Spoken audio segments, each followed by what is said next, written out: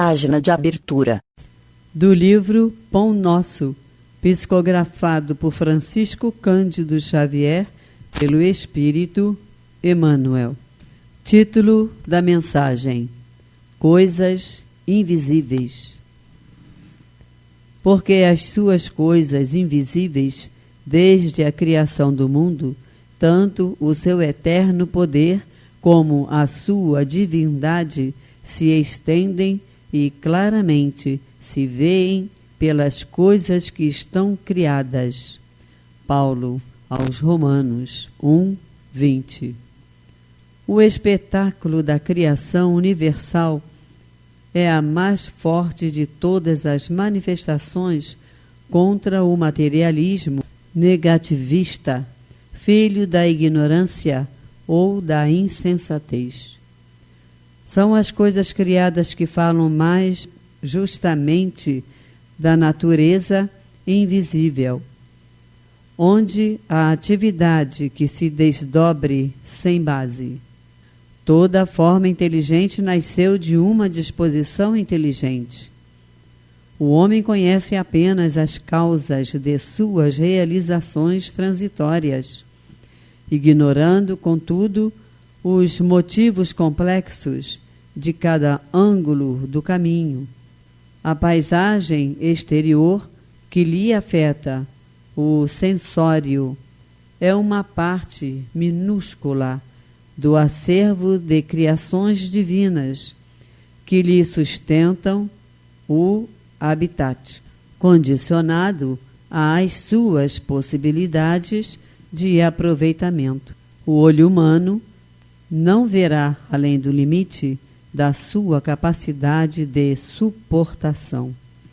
A criatura conviverá com os seres de que necessita no trabalho de elevação e receberá ambiente adequado aos seus imperativos de aperfeiçoamento e progresso, mas que ninguém resuma a expressão vital da esfera em que respira, no que os dedos mortais são suscetíveis de apalpar.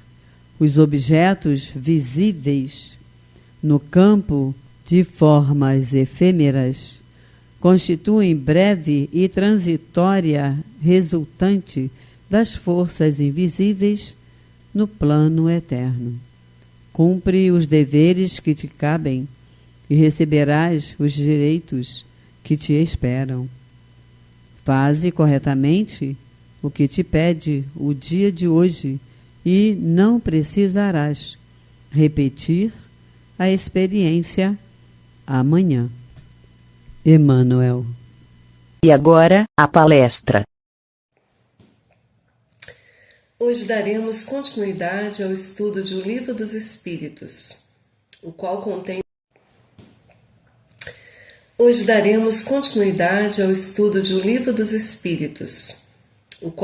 os princípios da doutrina espírita sobre a imortalidade da alma, a natureza dos espíritos e suas relações com os homens, as leis morais, a vida presente, a vida futura e o porvir da humanidade segundo os ensinos dados pelos espíritos superiores, com o concurso de diversos médiuns e organizados e codificados por Allan Kardec. Estamos na segunda parte, que trata do mundo espírita ou mundo dos espíritos, capítulo 9, intitulado Da Intervenção dos Espíritos no Mundo Corporal, especificamente a parte que trata dos anjos guardiães, espíritos protetores, familiares ou simpáticos. Nós hoje vamos estudar as questões 514 a 517. Então, na questão 514, Kardec pergunta aos espíritos: os espíritos familiares são os mesmos a quem chamamos espíritos simpáticos ou espíritos protetores?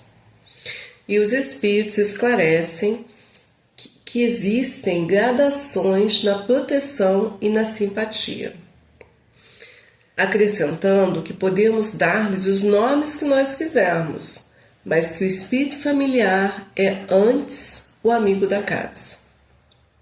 Kardec então conclui que das explicações e observações feitas sobre a natureza dos espíritos que se afeiçoam ao homem, podemos deduzir que o espírito protetor, anjo guardião ou bom gênio é o que tem por missão acompanhar o homem na vida e ajudá-lo a progredir.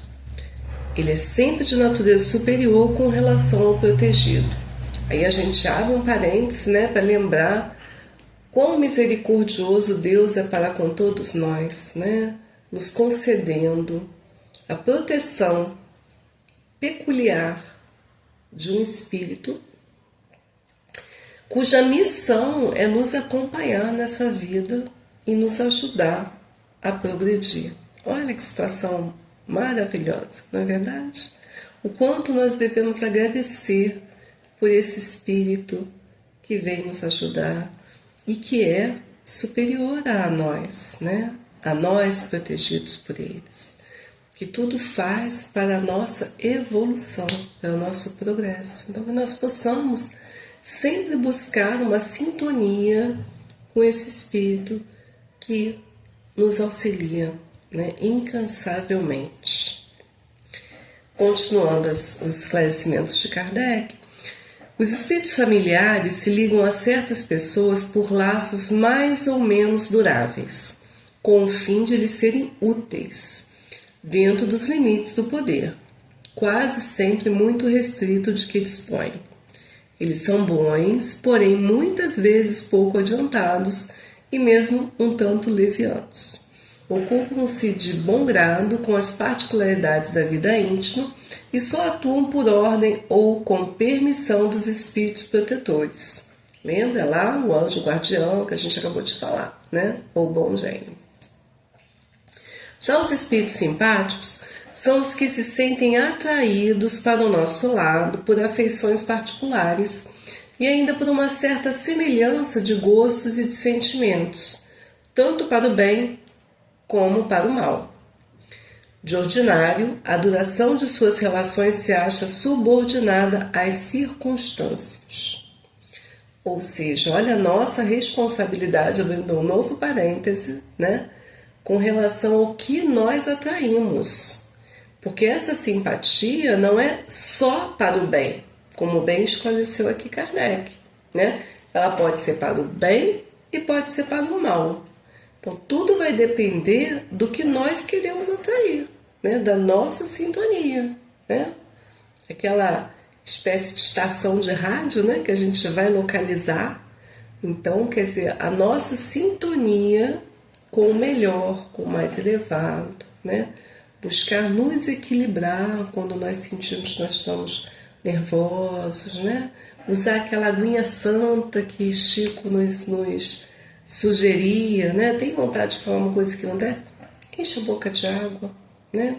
Só fala quando, quer dizer, não engole, fica com essa aguinha na boca até conseguir se acalmar, né? Ou então faz aquela contagem até 10 ou até 20, até o que for necessário. Eleva o pensamento a Deus, faz uma oração, ouve uma música tranquila, né? Eu falei há pouco em rádio, sintoniza na Rádio Rio de Janeiro, né? A rádio que todos podem ouvir. Enfim, tem sempre programas bons, tem sempre músicas, orações, enfim. Vamos buscar o nosso equilíbrio, porque quando nos desequilibramos, nós atraímos espíritos também desequilibrados, por simpatia, por afinidade, né? Então a gente deve buscar nos conhecer, perceber as nossas fraquezas, as nossas dificuldades e evitá-las, né? O que aciona, o que possibilita, o que me deixa desta forma, né? Qual é o gatilho? O que me deixa desequilibrado? Então eu vou evitar essas situações que me deixam desequilibrado. Por quê? Porque nós temos responsabilidade sobre os nossos pensamentos, sobre as nossas ações, sobre as nossas omissões, né? E tudo que fazemos ou deixamos de fazer tem consequência. Então, que nós possamos usar a sabedoria e termos equilíbrio, buscarmos o nosso equilíbrio interior, para que o exterior não nos afete, não nos desequilibre e nós consigamos ser o nosso melhor, a melhor versão de nós mesmos, sempre, né? A cada dia um pouquinho melhor, tá certo? Aí continua Kardec nos esclarecendo que o mau gênio é o espírito imperfeito ou perverso que se liga ao homem para desviá-lo do bem. Ele atua, porém, por impulso próprio e não no desempenho de uma missão. Porque ninguém tem a missão de fazer o mal, tá, gente? A tenacidade da sua ação está na relação direta com a maior ou menor facilidade de acesso que encontre por parte do homem, que goza sempre da liberdade de escutar a voz ou de fechar os ouvidos. Né? Quer dizer, então, ninguém está sendo levado, obrigado a fazer isso ou deixar de fazer aquilo, né? Fazer ou deixar de fazer. Nós ouvimos e nós podemos replicar ou não o que ouvimos, sintonizar ou não com o que ouvimos, né? Então, vamos buscar cuidar do que nós ouvimos, sabe? As conversas, os noticiários, né?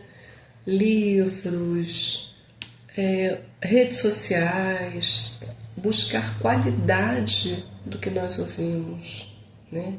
Dar valor ao nosso tempo, ver se analisar se aquilo que eu estou ouvindo tem algum valor, se é positivo, se me faz bem, se me equilibra, se me eleva, ou se ao contrário me irrita, me deixa desequilibrada, me deixa nervosa, né? Então esse filtro nós devemos ter, porque a responsabilidade é nossa, tá? Eu vou mencionar aqui, o nosso tempo é curtinho, né? Então eu vou mencionar, para quem tiver oportunidade, interesse, desejar ler, alguns itens relacionados ao que a gente está falando, mas em outras obras, né? Então, aqui eu vou citar a Revista Espírita, também conhecida como Jornal de Estudos Psicológicos, a edição de 1859, de agosto, e o tema o título é O Guia da Senhora Meile. E tem outro ainda dessa mesma edição, Um Espírito Serviçal, tá? Quem tiver a oportunidade de ler, é interessante, complemento o que a gente está estudando, tá bom? Vamos para a questão seguinte, então, a 515. Kardec pergunta: que se há de pensar dessas pessoas que parecem ligar-se a certos indivíduos para levá-los fatalmente à perdição ou para guiá-los pelo bom caminho? Os espíritos respondem que, efetivamente, certas pessoas exercem sobre outras uma espécie de fascinação que parece irresistível. Parece, observem. Quando isso se dá no sentido do mal, são maus espíritos, de que outros espíritos também maus se servem para subjugá-los. Deus permite que tal coisa ocorra para nos experimentar. Lembremos-nos que nós estamos ainda lá no início da evolução, né? Apenas no mundo de provas e expiações, deixamos só de ser primitivos, saímos do mundo primitivo, estamos no mundo de provas e expiações, ou seja, nós passamos por experiências, por provas, né? Além de expiarmos erros do passado, nós ainda estamos a caminho do mundo de regeneração. Então, nesse mundo, a gente ainda tem muita prova, sim, né? A gente ainda tem sofrimento, né? Nosso, enfim, dos irmãos todos encarnados que aqui estão. Então, a gente tem que ter muita sabedoria, muito equilíbrio. Nos lembrarmos também, como aqui nessa última resposta, no finalzinho da última frase, Deus permite, então porque tem um motivo, né? Nós estamos muito longe de entendermos tudo o que acontece, mas devemos sim ter a certeza, a convicção de que nada acontece sem que Deus permita. Nada acontece ao acaso, né? Se a gente está passando por um problema, a gente deve primeiro saber que ele vai passar, que tudo passa, né? Ter essa convicção. Segundo, saber que Deus não nos abandona, que se a gente está passando é porque a gente precisa passar, né? E a gente tem condições de passar. Deus não dá o fio maior do que o cobertor, não é isso? Então, se a gente tem aquela situação para vivenciar, a gente tem condição de vivenciar e de sair da melhor forma. Cabe a nós, com serenidade, fé e trabalho, empenho, conseguirmos achar o caminho de volta, né? Aí vamos de novo citar itens relacionados a esse texto. No próprio Livro dos Espíritos, tem lá na questão 549, Kardec pergunta: algo de verdade haverá nos pactos com os maus espíritos? E os espíritos nos esclarecem, isso é muito interessante, né? A gente divulgar que não existem pactos. Não há pactos, os espíritos falam. Há, porém, naturezas mais que simpatizam com os maus espíritos. Aí ele dá um exemplo. Queres atormentar o teu vizinho e não sabes como has de fazer.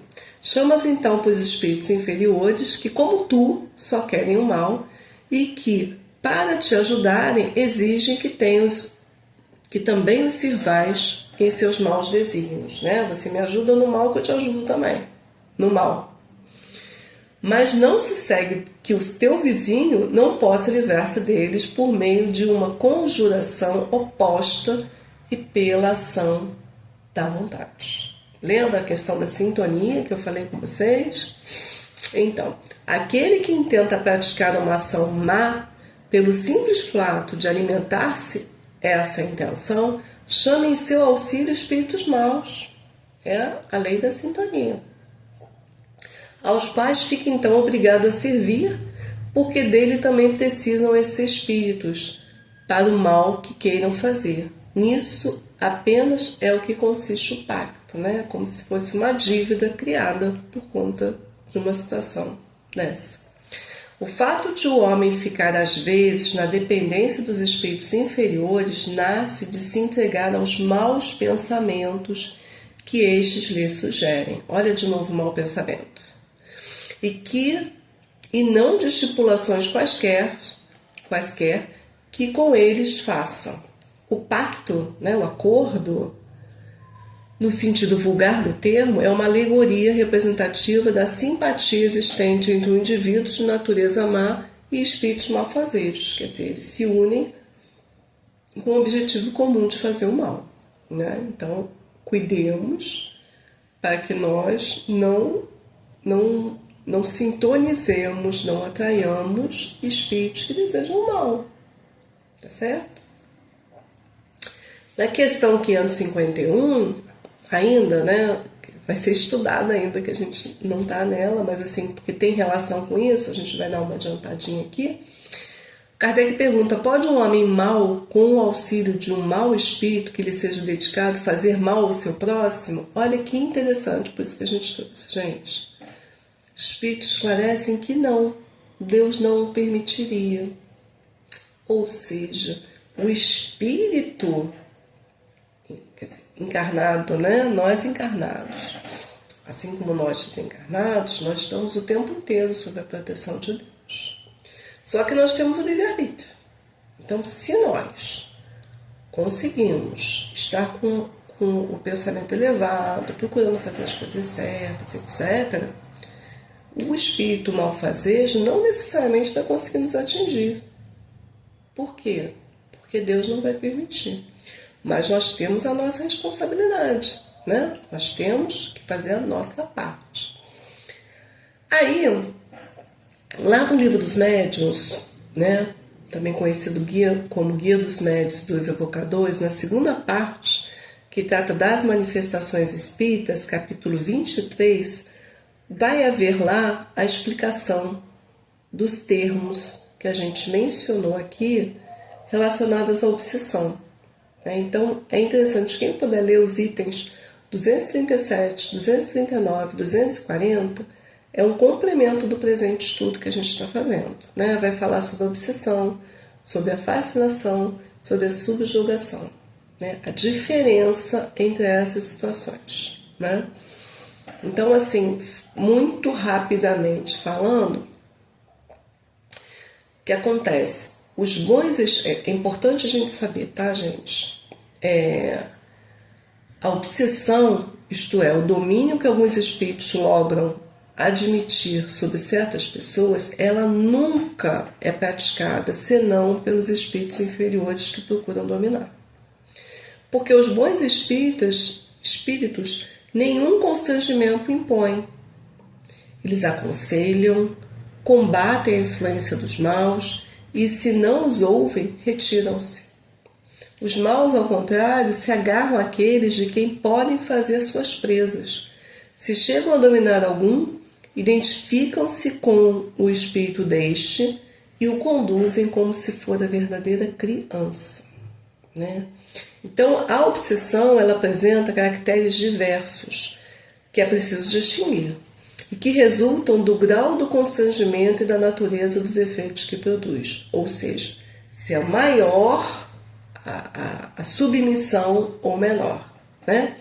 A palavra obsessão é, de certo modo, um termo genérico, pelo qual se designa essa espécie de fenômeno, cujas principais variedades, como eu falei antes, são obsessão simples, fascinação e subjugação. Aí lá no 239, vocês podem ler, porque o texto é grande, assim, fazendo uma pequena menção. Os espíritos esclarecem que a fascinação tem consequências muito sérias, muito graves. Ela é uma ilusão produzida pela ação direta do espírito sobre o pensamento do médium.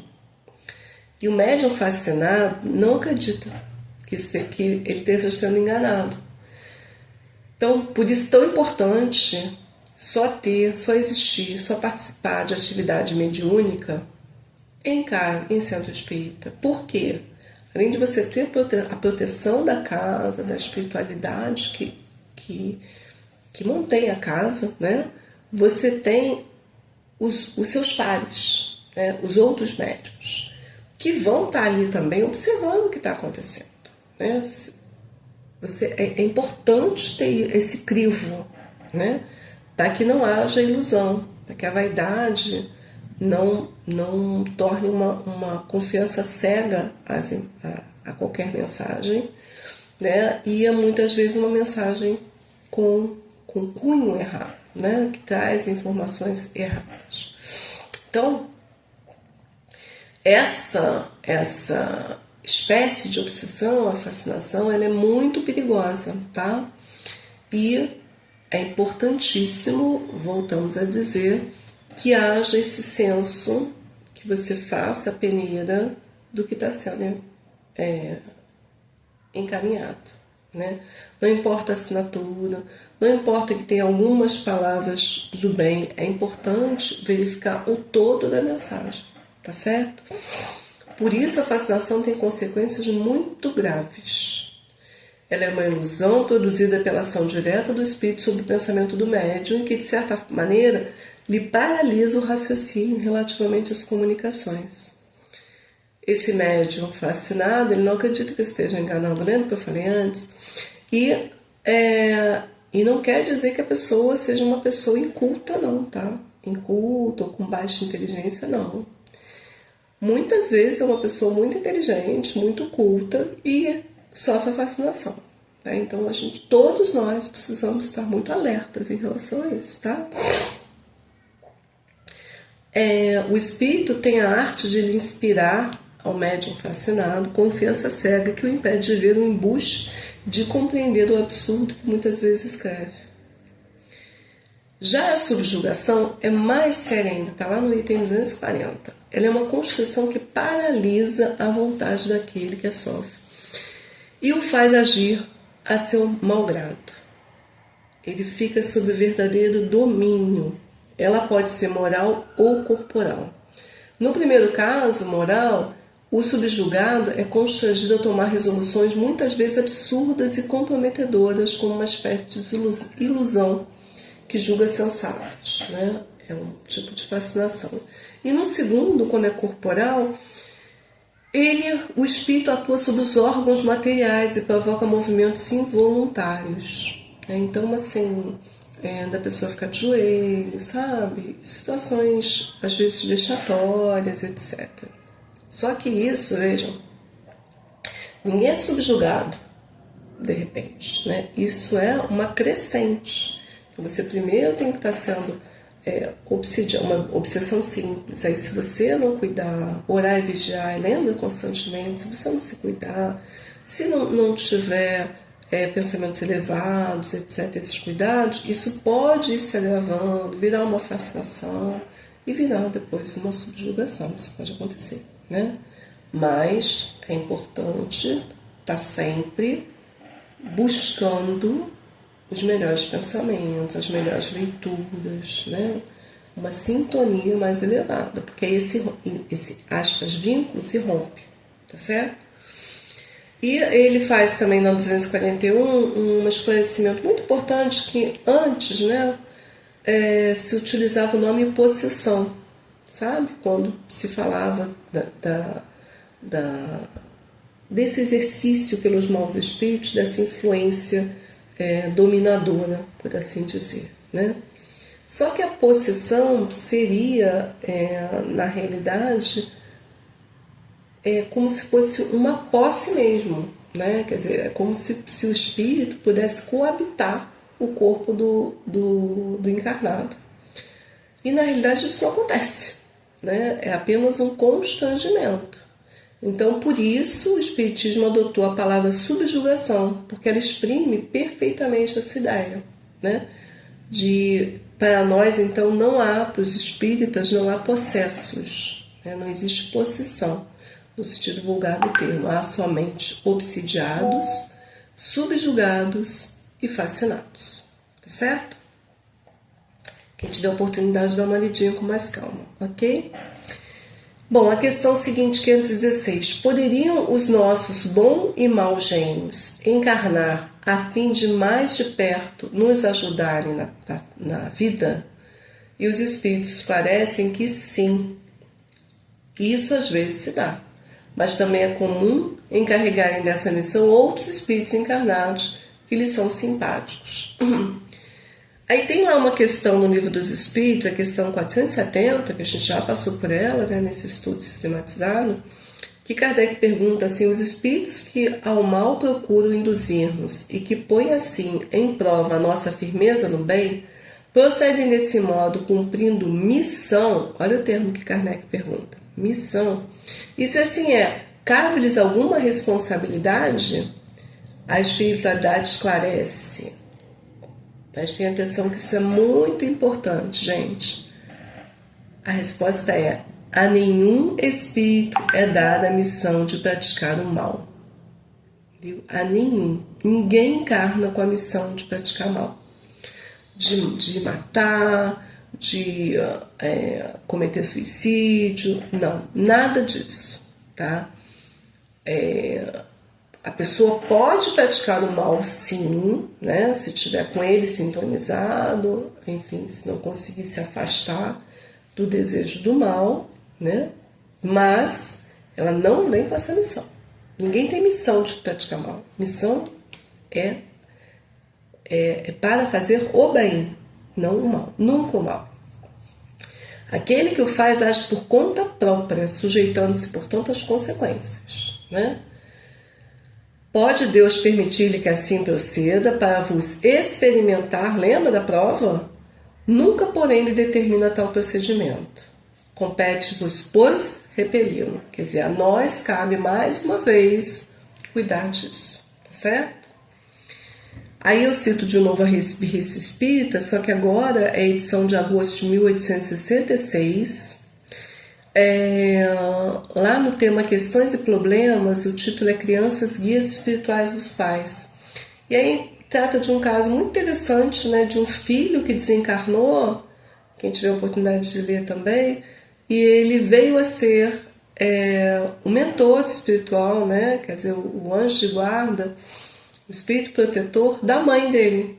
Então aí questiona, mas ela não tinha já um espírito protetor? Como é que foi isso?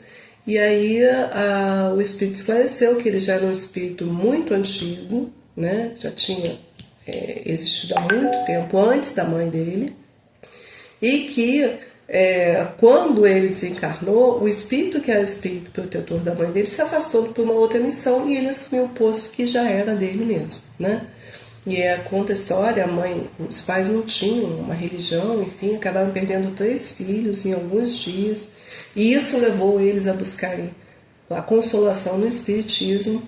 Depois a mãe virou uma grande médium e teve o filho, que havia esse filho dessa mensagem, como seu guia, né? E esse espírito tinha uma grande superioridade moral, né? Então depois quem puder ler é interessante. E a última questão de hoje, 517. Haverá espíritos que se liguem a uma família inteira para protegê-la?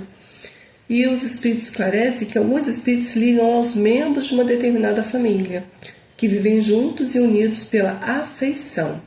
Mas não acrediteis em espíritos protetores do orgulho das raças. Quer dizer, não é raça, nação, nada disso, né? Individualmente. Espíritos de uma determinada família que vivem juntos e são unidos pela afeição. Tá certo? Um texto relacionado a isso é um espírito falador, né? Tá lá na Revista Espírita de junho de 1860, que menciona um espírito que ficou com uma família por bastante tempo e depois acabou se afastando, porque quando eles se mudaram para uma cidade dita grande, né? O espírito entendeu que eles continuando tendo conversas, enfim, como eles tinham, eles poderiam ser rejeitados por aquela sociedade, né, tidos loucos, etc. Então, por isso ele se afastou. Bom, assim nós encerramos o estudo de hoje, pedindo ao Pai que possamos refletir sobre tudo, mais uma vez, né, que foi estudado. Sempre importante a gente não só ler, né, como um livro, ou ouvir um estudo, enfim, mas a gente realmente buscar se aprofundar, buscar refletir, pensar sobre aquilo, né, para que o aprendizado nos auxilie nos nossos esforços, que devem ser contínuos, pela nossa melhora moral, né? Lembrar que a gente não está no concílio de santos, né? Cada um de nós tem as suas próprias dificuldades, os seus erros, né? Então, nós precisamos buscar essa nossa melhora moral pelo nosso próprio bem, né? Pela nossa própria felicidade. Então, que nós possamos continuar a estudar, que é um caminho que nos ajuda nesse objetivo, e dessa forma, cada dia, procuremos aumentar o nosso entendimento em relação às nossas dificuldades, às dificuldades dos nossos irmãos, e atenção às boas inspirações dos nossos anjos guardiães, né, que estão aqui conosco, nossos espíritos protetores, também os familiares simpáticos. A gente tem tanta ajuda, né, que a gente possa ser sempre muito grato a todos eles, né, e possamos sempre elevar a nossa sintonia, inclusive para ajudar aqueles irmãos, aqueles espíritos familiares e simpáticos que talvez tenham simpatia pelos nossos erros, né? Que a gente possa, melhorando, levar esses irmãos também a uma melhora, tá certo? Uma excelente semana a todos.